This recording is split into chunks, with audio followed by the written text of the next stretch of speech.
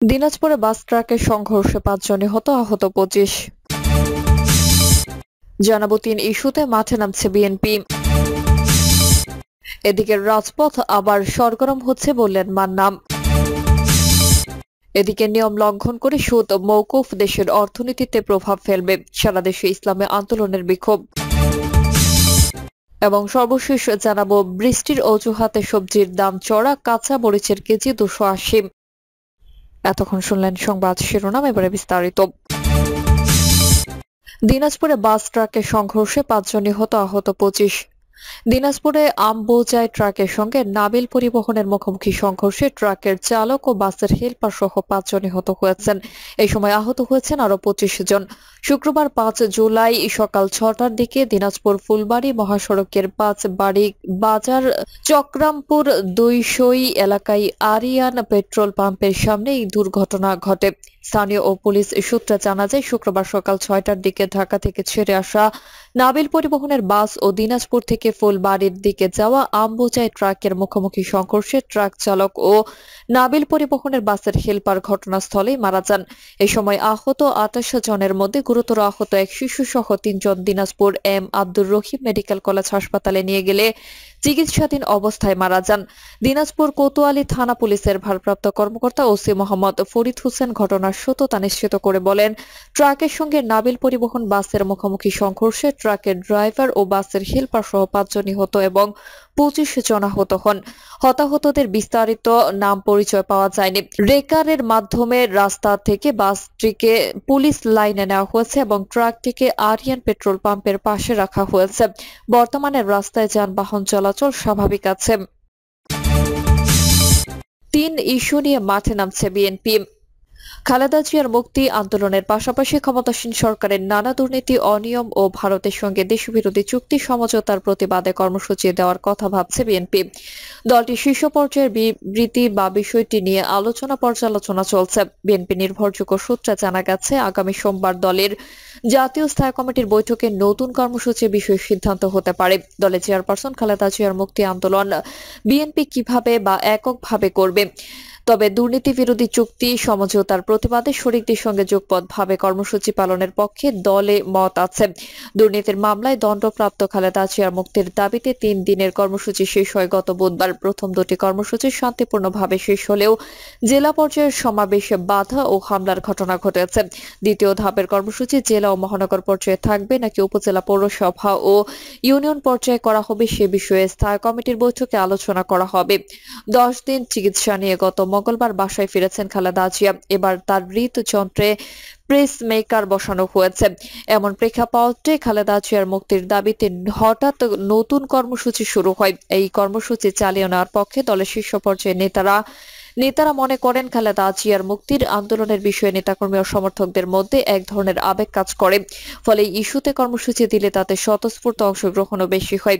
গত ২৯ জুন খালেদা জিয়ার মুক্তির আন্দোলন কর্মসূচিতে নেতাদের বেশ সক্রিয় দেখা গেছে। বিএনপি স্থায়ী কমিটির সদস্য গশ্বরচন্দ্র রায় বলেন, খালেদা জিয়ার মুক্তির আন্দোলনের কর্মসূচি চলবে, এই কর্মসূচি থামবে না। স্থায়ী কমিটির পরবর্তী বৈঠকে কর্মসূচি চূড়ান্ত করা হবে। সম্প্রতি একাধিক অনুষ্ঠানে বিএনপির মহাসচিব মির্জা ফখরুল ইসলাম আলমগীর একই কথা বলেছেন। তিনি জানান, আরো কর্মসূচি আসবে। গত এক সপ্তাহে ৩ দিনের কর্মসূচি পালনের বিষয়ে বিএনপি নেতাদের মূল্যায়ন হলো ৭ জানুয়ারি নির্বাচনের পর ঢাকার সমাবেশে বড় জমায়েত হয়েছে। মহানগর ও জেলা পর্যায়ে কর্মসূচিতেও নেতাকর্মীদের উপস্থিতি বেড়েছে। কয়েকটি জেলায় বাধা হামলার পরেও নেতাকর্মীরা লড়াই করছেন। দলীয় সূত্রে জানা গেছে, সম্প্রতি বিএনপি শীর্ষ নেতার সঙ্গে দলের যুগ্ম মহাসচিবদের বৈঠক হয়। এরপরে যুগ্ম মহাসচিবরা দলীয় ভারপ্রাপ্ত চেয়ারম্যানের কাছে লিখিত প্রস্তাব পাঠান। প্রস্তাবনায় বলা হয়, প্রধানমন্ত্রী ভারত সফরে ২ দেশের মধ্যে যেসব চুক্তি ও সমঝোতা হয়েছে তা দেশবিরোধী।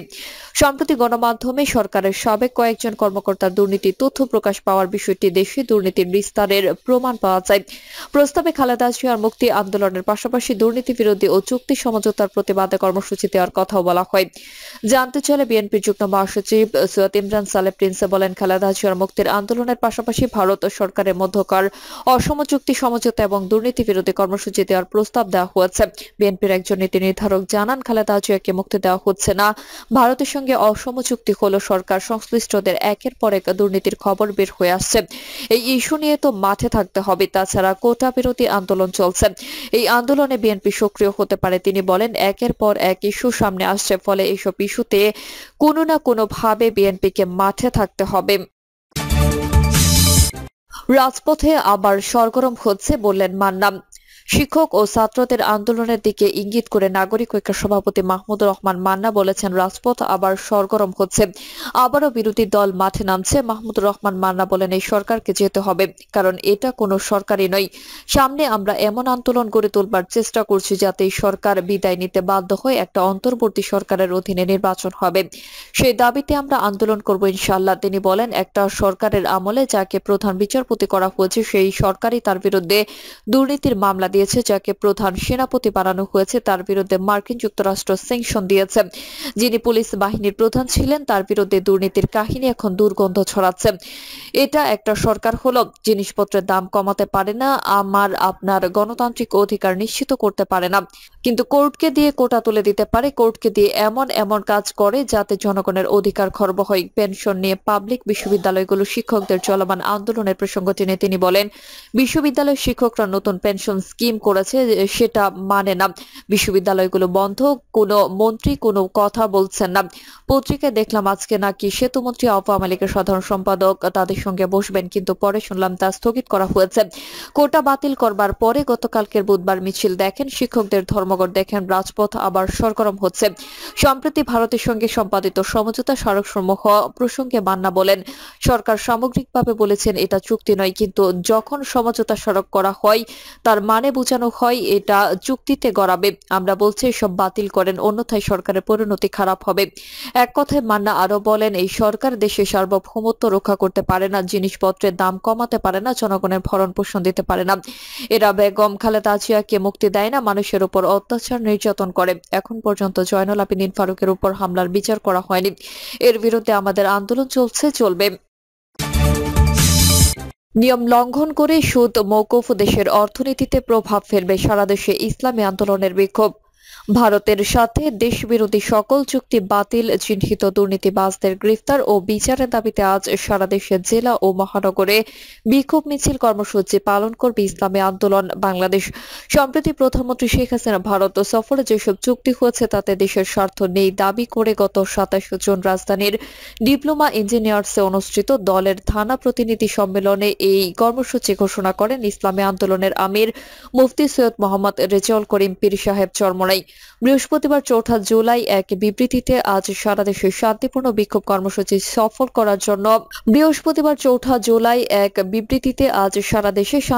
বিক্ষোভ কর্মসূচি সফল করার জন্য জেলা ও মহানগর শাখা নেতৃবৃন্দের প্রতি আহ্বান জানিয়েছেন ইসলামী আন্দোলন বাংলাদেশের মহাসচিব প্রিন্সিপাল হাফেজ মাওলানা ইউনুস আহমেদ।